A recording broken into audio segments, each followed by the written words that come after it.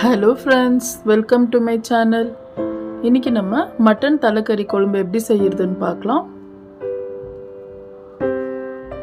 இன்னைக்கு நான் ஒரு தலை வாங்கி அதை சுத்தமா 4-5 தடவை மஞ்சள் தூள் உப்பு போட்டு வாஷ் பண்ணி வச்சிருக்கிறேன். இது ஒரு பக்கம் இருக்கட்டும். இப்போ பேன்ல நம்ம 1 டேபிள் ஸ்பூன் எண்ணெய் சேர்த்துக்கலாம். நான் நல்லெண்ணெய் தான் சேர்த்துருக்கிறேன். ஒரு 1/2 டேபிள் ஸ்பூன் சோம்பு சேர்த்துக்கலாம். 2 டேபிள் ஸ்பூன் மல்லி சேர்த்துக்கலாம்.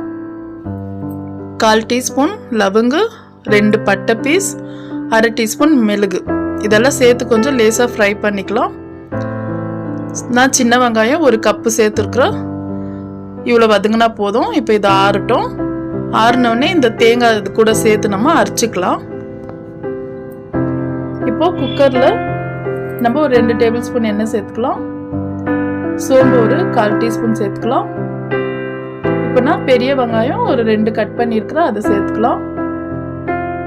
இது கொஞ்சம் வதங்கட்டும். கல்லுப்பு சேர்த்துக்கலாம் தேவையான அளவு. இப்போ இஞ்சி பூண்டு விழுது 1 டீஸ்பூன் சேர்த்துக்கலாம். தக்காளி மீடியம் சைஸ் 2 கட் பண்ணியிருக்கிறேன், அது சேர்த்துக்கலாம். இதெல்லாம் சேர்த்து கொஞ்சம் நல்லா ஸ்மாஷ் ஆகட்டும். இப்போ பாருங்கள் கொஞ்சம் வதங்கி இருக்கு தக்காளி. இப்போ இந்த டைமில் நம்ம மஞ்சள் தூளும் மிளகாத்தூள் சேர்த்துக்கலாம். நம்ம காரத்துக்கு எப்படியோ அப்படி சேர்த்துக்கலாம். நான் 2 டேபிள் ஸ்பூன் சேர்த்துருக்கேன். இப்போ இது கொஞ்சம் நல்லா வதங்கினோடனே நம்ம கறி சேர்த்துக்கலாம், தலைக்கறி. இப்போ அது மசாலையில் நல்லா கொஞ்சம் பிடிக்கட்டும். அந்த மாதிரி நம்ம மிக்ஸ் பண்ணி இதை 1 நிமிஷம் போல் வைக்கலாம் மூடி போட்டு. இப்போ நம்ம அரைச்சி வச்சிருக்கிற மசாலையை சேர்த்துக்கலாம். தேங்காய், நம்ம பட்டை மசாலா வதக்கணும் இல்லைங்களா, அதை நம்ம அரைச்சிருக்கிறோம்ல, அதை சேர்த்துக்கலாம். இப்போ பாருங்கள் கொஞ்சம் நம்மளுக்கு அடி பிடிக்கிற மாதிரி இருக்குது.